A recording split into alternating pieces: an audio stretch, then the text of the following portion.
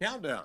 Welcome, everybody, as the American Space Museum is happy to present to you the 50th anniversary of the dawn of the space shuttle era.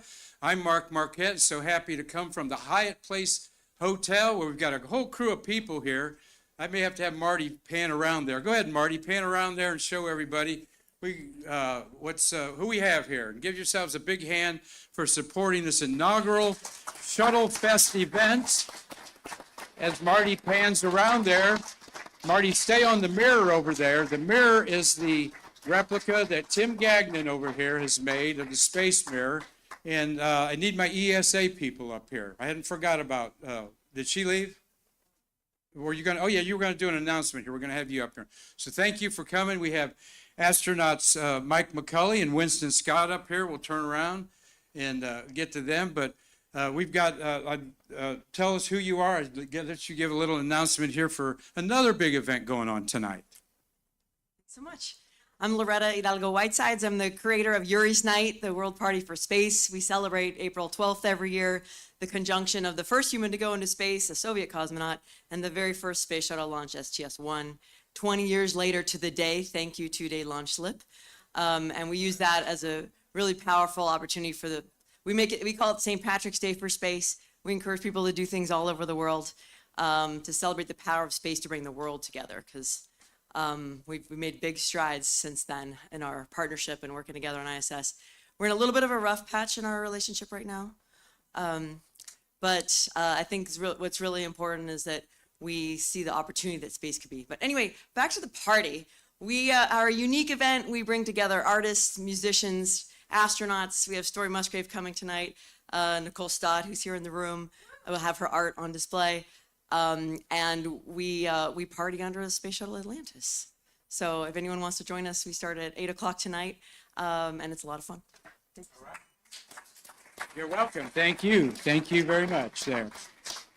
And I know many of you are planning to attend this, and this will maybe always be a big weekend where we celebrate these things together. So, well, we're so glad that everybody is involved with the American Space Museum here today. What? What do you need? Oh. Well, he's got to read his notes there.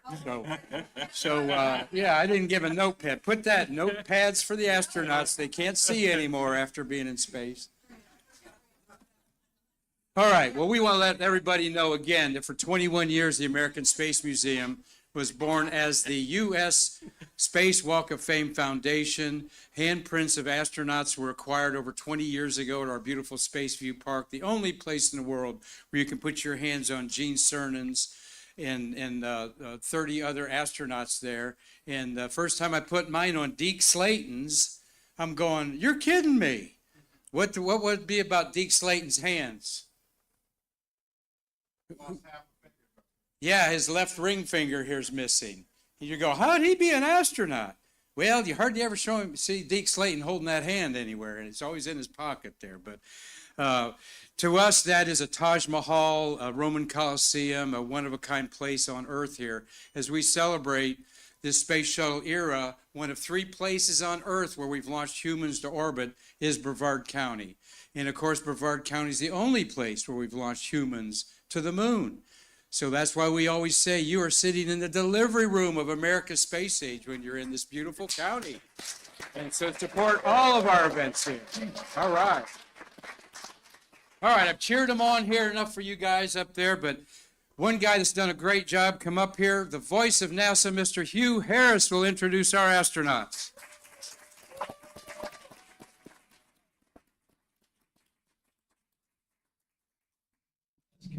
Yeah, thanks, Mark.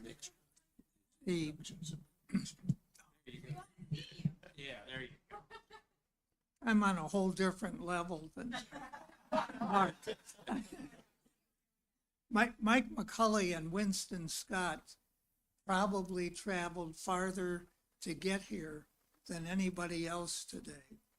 Between the two of them, they traveled 12 million miles in space. And, well, no, that's got him back here. Mike, who is a real gentleman and a terrific grandfather, according to my secret source, actually caused us in public affairs more work than Winston. Mike was a pilot on STS-34, which was carrying the Galileo spacecraft to study Jupiter.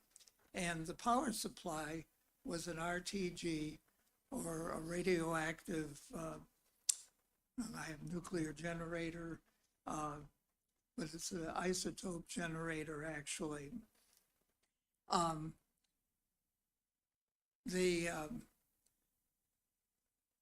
However, the RTG generated a lot of protest out at our gates and in other places around in Florida.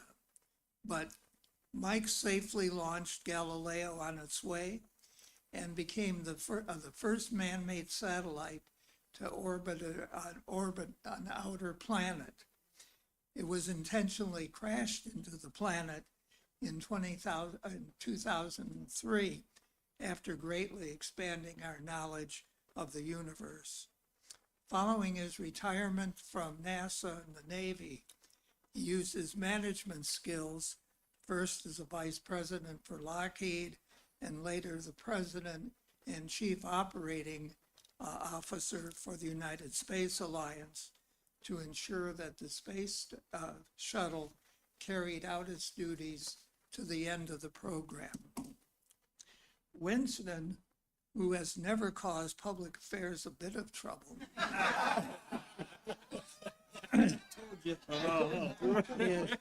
is living proof of the theory that people in math and science have musical talents as well. After a space career, including capturing errant spacecraft by hand and helping develop procedures for the assembly of the International Space Station, he created a great following of his trumpet playing at jazz clubs and local events. Winston has a passion for education, making education more available to talented students, and has served a number of the state's colleges, including Florida Institute of Technology, where he was Dean of the College of Aeronautics and Vice President for External Relations and Economic Development. And while Executive Director of the Florida Space Authority, he helped open up the space industry at KSC to commercial companies like SpaceX and Blue Origin. And let me add that NASA Public Affairs is very grateful to both of these astronauts for supporting many requests to speak at events inspiring future generations, and I'm sure changed lives along the way. Please help me welcome Mike and Winston.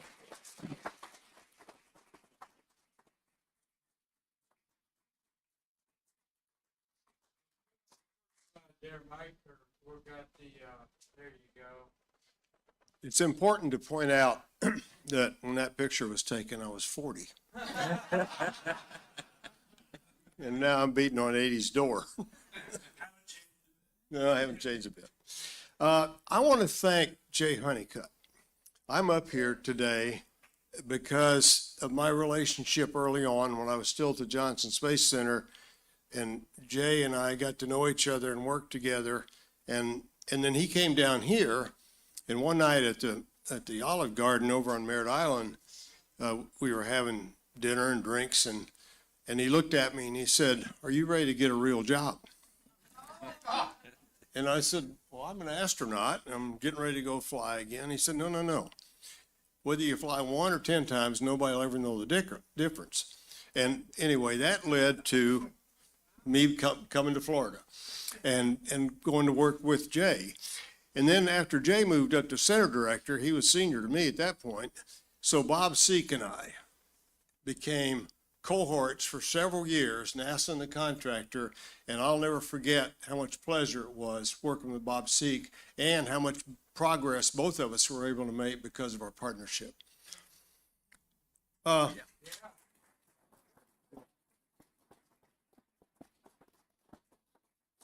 And since there's three of us in the room tonight, where's Nicole? Nicole is out there? Nicole, Where would you Nicole? please stand No. up?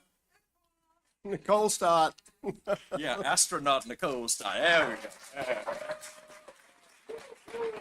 go. And it's also important to point out that Nicole has her roots here at the Kennedy Space Center. So she's a local girl and actually was behind Joan Higginbotham was early on in KSC producing its own astronauts. Yeah. Okay, so now, another reason I'm here, there's not a lot of kids in this audience, but you can pass it on to your children and grandchildren. But I live by something called the rule of threes. And basically that says is don't give up the first two times. So I started out in submarines listed, and then I ended up going to Purdue on a Navy scholarship, became a pilot. And then I decided, because I was an engineer, I wanted to be a test pilot. It took 3 times. The first time I had a metallurgy degree and this other guy had an aeronautical degree, and that was the discriminator. Pretty small. So I called DC and I said, well, what should I do? And they said, you should stay there so we don't spend any money on you. And you apply again because you'll probably get it. So I applied again. And when the results came out, my name wasn't even mentioned either. And it turns out through a administrative error, they didn't even consider me. Well, that made them feel so bad, they let me go for a third time. And then I think they felt guilty, so they sent me to England for a year to the Empire Test Pilot School as part of it. So that was 3 times. Well, then it came time, a few years later, they started picking shuttle astronauts. 1978 was the first group, and I applied, and I got a note that said thanks, but no thanks. I was just starting in the test pilot world, so I wasn't qualified to be a pilot, but anyway, I tried and was rejected. Then in 1980, I applied for the second group, and I got a nasty little note that says you're too old. And it turns out they had an age limit of 39 or 40 or something at that point, and I was older because of my enlisted time, and anyway, I was rejected for that reason. But then somebody felt bad about that as well, so they, try again for the third one in 1984. So by that time, they called me and said, you should try this. And I said, well, look, I was too old 4 years ago. And said, oh, no, we got sued by an age discrimination thing. And this is the truth. And I was up at Cecil that night, the night I got that call. Well, this was from a guy on the test pilot selection board. And he said, there was a little post office up there called White House. And they stayed open on second shift. So I wrote a postcard.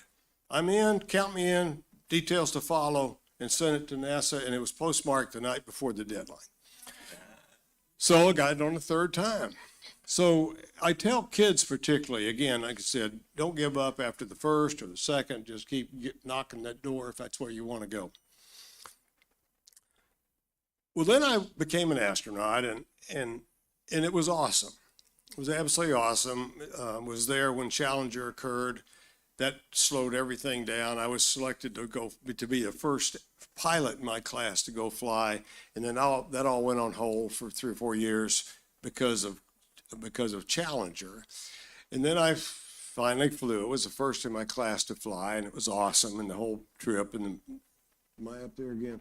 Yeah, and I was old, as you can tell. And anyway, I had this awesome experience, and I was back in line to fly as a commander. And then Honeycutt, my good friend Honeycutt, down here one night, and he corners me over, as I said already, in the Olive Garden and changed my life. So I went back to the chief of the astronaut corps, and I said, well, look, I'm thinking about what I'm going to do next, and what do you think I'm going to do next? And he said, well, the line's pretty long. You flew first, so you're at the back of the line, and it's probably going to be 4 or 5 years to fly. And it was a very dire story, actually. And I was sitting there, it just wasn't, I said, okay, I'm leaving.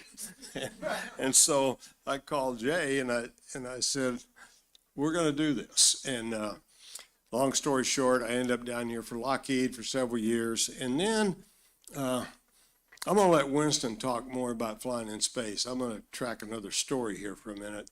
And as Jay pointed out, money was always this huge big deal.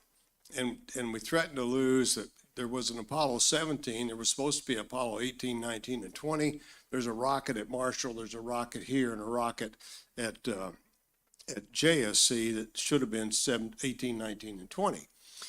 So in I guess the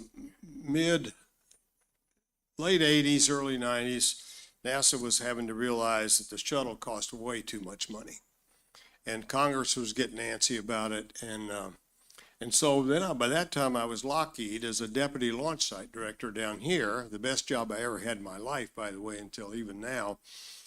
But then NASA was putting together this team to figure out how to do it faster, cheaper, better. And the answer was create a company, put all these other companies inside of that company, and figure out how to do it cheaper and better. And it was, and that resulted in United Space Alliance. So instead of being the deputy director for Lockheed, I became the associate program manager for United Space Alliance down here. And I was very, very protective of KSC. And most of the people running the United Space Alliance at that point were all people from the West Coast and people from Houston. And they didn't understand anything about this place. They thought they did.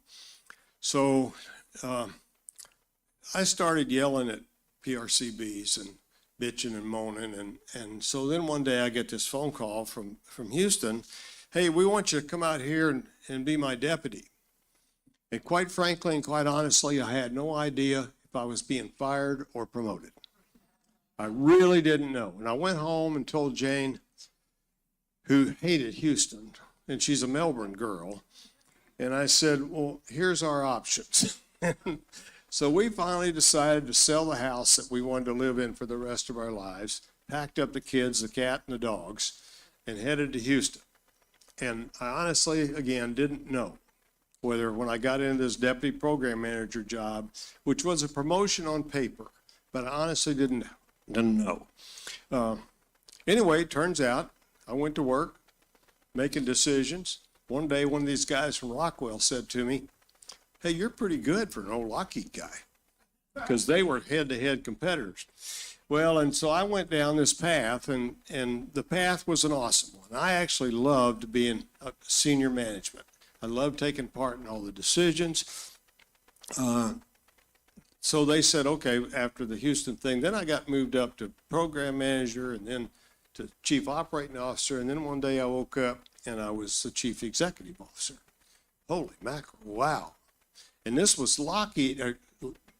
In those days, the chief operating officer was chosen by Lockheed. The chief executive officer was chosen by Rockwell. But it was after the accident of Columbia, and I was so embedded in everything that was going on and there was a time when Congress wouldn't talk to any contractor executives except me. They didn't trust the others, and they trusted me, which I just did what I thought was the right thing to do. It had nothing to do with planning. So I became the CEO, and it was the best job again. And I had all these connections down here, and guys like Marty were a huge part, and Robert, Jordan were part of the team that I could call on when I was in that CEO suite up there in 6th floor in Houston. And I had my deep sources. I had my deep throats here in Florida. And it turned out to be just great. And finally in 07, we were flying, we were safe. USA had been completely exonerated and in fact praised by the accident investigation team. And it was time, and so I hung it up. And I hung it up with a total satisfaction and a happiness.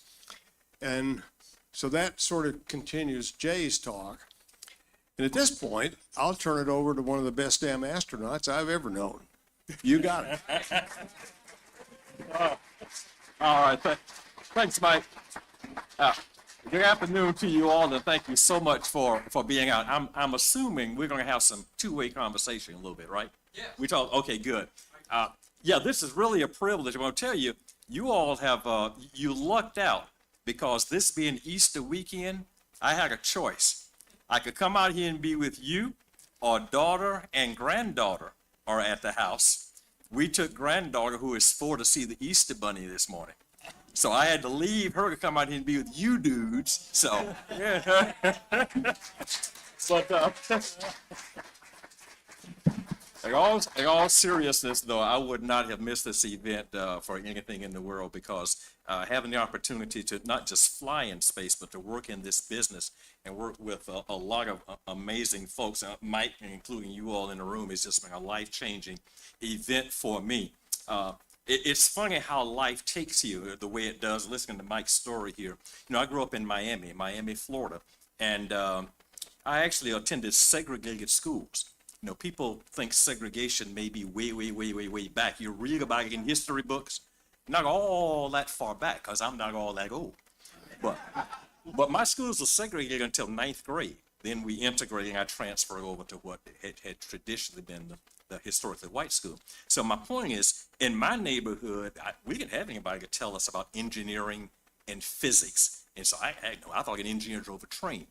I was a kid who was always interested in technology. I played with batteries and light bulbs and motors. Whatever I could get my hands on, I was building and trying to understand it. But there was no guidance.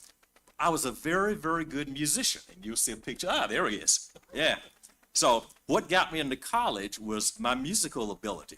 My band director at Coral Gables High School actually called Florida State University, one of the finest music schools in the country, and I was accepted, no audition, into the College of Music. Well, Florida State, as colleges, universities are supposed to do, that broadened my horizons. One night in the dorm, and we called them dorms then, I happened to glance over my roommate's shoulder. My roommate was an engineering major, and I could see what he was doing. It was circuit analysis.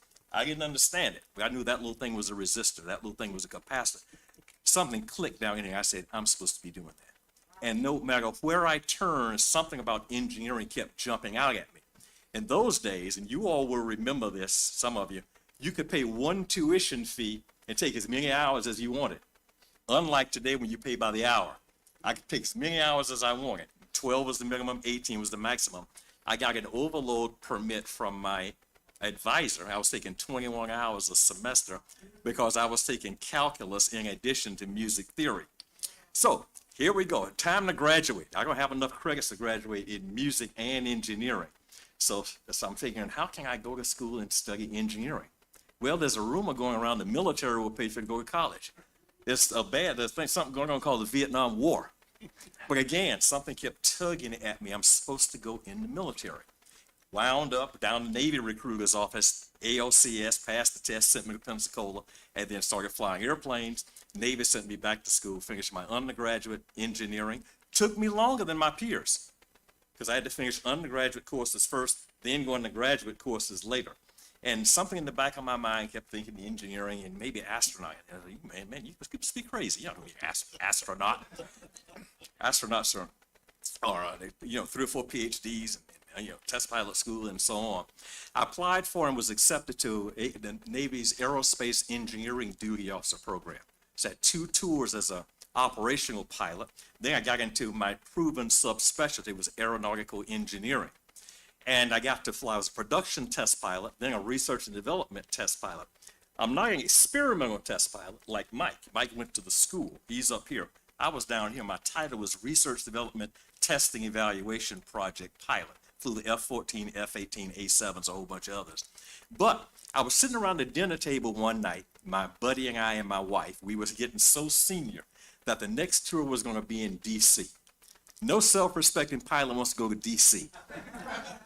I made an offhanded remark. I said, I always thought I might like to be an astronaut. I said, I'm not a test pilot school graduate. I'm not a PhD. I don't have a Nobel Prize. And they both looked at me and they said something. And the way I heard it, they might not have said it this way, but the way I heard it was, you really ought to apply. Then I tossed and turned all that night, and those words kept playing in my mind. You really ought to apply. Went to work the next day, talked to my commanding officer, and again, the way he said it, the way I heard it, you really ought to apply. So I made up my mind, I'm going to apply one time and see what happens. And lo and behold, a year and a half later, who would have thunk it, but I got selected to the astronaut program and to fly in space. And I tell that story to young people because I want to tell them you never know where fate is going to take you. And anything is open to you if you're prepared for it and you recognize those opportunities and you jump on those opportunities and don't let them go by. So here I am, a little kid in the hood. I grew up in the hood. That's right, flying in space. So life can be wonderful. Life in these United States can be wonderful. I make no apologies. I love this country. Best thing happened to me. In space, 2 space shuttle missions, 3 spacewalks. One of the coolest things I got to do on my first flight was test improvements to the EMU. And you all know what the EMU is. We were getting ready to build an International Space Station. Remember, Russia was just bringing us partners. Inclination changed from 28.5 to 51.6. Colder up there. They modified the suit, put it on my flight. I went outside and doing a night pass, tested the improvements to the suit. Some of you remember the LCVG bypass, the heated gloves, all that stuff was new then. And a successful test in that suit. I think it's pretty much the same one they're flying right now. Second flight, 2 EVAs. We had a satellite on that flight, Columbia, that malfunctioned. 3,000-pound satellite. It was very slowly turning in space. Because it was turning, we couldn't catch it with the arm. NASA decided the way to get it back was by a spacewalk. So my buddy and I, Takao Doi, remember Takao, Japanese astronaut, first flight, first spacewalk.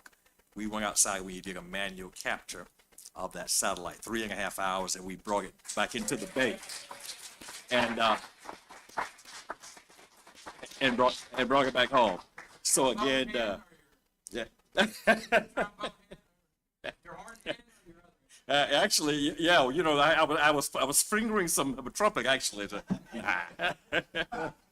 But in all seriousness, though, it's just been a magnificent opportunity to do what I've done and have a lot of folks in this room to thank you, because those of us who fly, you know, we wouldn't go any place if it wasn't for the flight engineers, the technicians, the launch directors, the meteorologists, the support people, the security. All of you that played a part getting us up there. You have my heart, felt thanks. So with that, I'm not sure we're gonna open the. Thank you, gentlemen. Sure. Yeah. Both these gentlemen have been friends of Karen Conklin and Charlie Mars in our American Space Museum. They've always been there. Mike was just recently at our museum. We had a young lady that wanted to make a wish with an astronaut, and he was there Thursday to make that happen. And they do so much stuff, all the astronauts, behind the scenes, and that's why we talk about them on Stay Curious, because I constantly say there's over 300 American astronauts in our communities right now today doing things like this, not for themselves, but to inspire the next generation of space workers. So we have any questions? Any questions out there? No questions? Well, we go home. Gee. Well, good. I mean, we're going to have our launch directors next here, but let me see if I can think of any questions. Well, I will come up with a question here. Let's talk about how far away are we? 15 miles from pad 39B. And America's future is there. So why don't you each just give us a couple minutes about how you perceive the Artemis generation? Couple of thoughts. One is, it seems like to me, this is a little bit of a pessimist in me. They got that thing out at the pad, and they got 2 or 3 things breaking, and they don't have any access because they didn't put the access panels, and it just seems strange about why it was designed that way. And I haven't met anybody yet who can tell me why, and there's a couple of you guys back there that may know the answer to that. On the other hand, we're back into big rockets, and we've got crews assigned, and NASA's been doing, particularly with our group, diversity's been pretty good for a lot of years. And it's still there, and you see it in the crews, and it makes sense that the next person on the moon will be a female American. So I'm kind of 2 ways on it. I see a lot of stuff to be really positive about, and then I think, well, why'd they do it that way? But then Again, I'm almost 80, so I shouldn't be asking those questions. I'll comment and I'll expand my comments past just Artemis, but the entire space industry right now. I like what I see, and some of you know this, but 10 years, what's happening now, some of us pushed for 10, 15 years ago, and we push again. There was a lot of resistance. People didn't want it to happen, but it is happening now. And we see the private commercial companies doing a real good job. SpaceX, Boeing's coming along, Virgin's doing the space tourism thing, and it's all expanding access to space and driving the cost down just as it should. Like you, I think Artemis is having it's going incrementally and addressing the problems as they come up. So I think they will get those solved, and we will see people back on the moon here pretty soon. We'll put the first woman on the moon. So I'm very optimistic about it, and just happy to see that it's progressed the way that it has. Okay, sure. Winston, great to see you. Yeah, good to see you. I wanted to know if you've met Jessica Watkins, who's about to launch on Crew 4 to the space station, and if you're planning to attend the Crew 4, if you got an invitation to go to the Crew 4 launch. I have not met Jessica personally, but as a matter of fact, I'm looking at my watch. We're supposed to do a Zoom. I'm going to do a Zoom session with her this afternoon at 5, assuming we get Yaga here in time. This has priority. But I have Zoomed with Jessica before, and I'm going to Zoom with her again at 5 if we get out today. For those of you who don't know, Jessica will be the first woman of color on the International Space Station. Now, I should know, but I didn't. I thought Stephanie Wilson had gone to space. Stephanie didn't. I think she did 3 shuttle missions. But not long duration. Okay. Okay. So I think she was load master, I guess, for that flight. But anyway, Jessica will be the first woman of color to do a full tour on the ISS, and we're supposed to Zoom with her today. Great. Winston, would you give us a couple minutes about the Florida Institute of Technology and how it has grown? And you were a advisor to the president there, so I think you own a little piece of that. Yeah, absolutely. Florida Tech, I think most of you know Florida Institute of Technology, Florida Tech, 30 or 40 miles or so south of here, is a full academic institution, bachelor's, master's, PhDs, and all of the sciences, but also College of Business, College of Psychology, and Liberal Arts, fully accredited and so on. Florida Tech was started in the early space days when the early rocket scientists came here to this geographic location to start America's space program. They needed a place for the technicians to get their bachelor's degrees, and the bachelor's get master's, so on, a place for academic study. And they began having classes in one of the local high schools. Well, those classes have blossomed over the last 65 years or so into what is now Florida Institute of Technology. So just an outstanding academic university. Our graduates go everywhere and do everything. I'm proud to have a real small part in that over the last few years. Well, thank you very much, Winston. Let's give these 3 gentlemen a big hand that they took their time to be here. And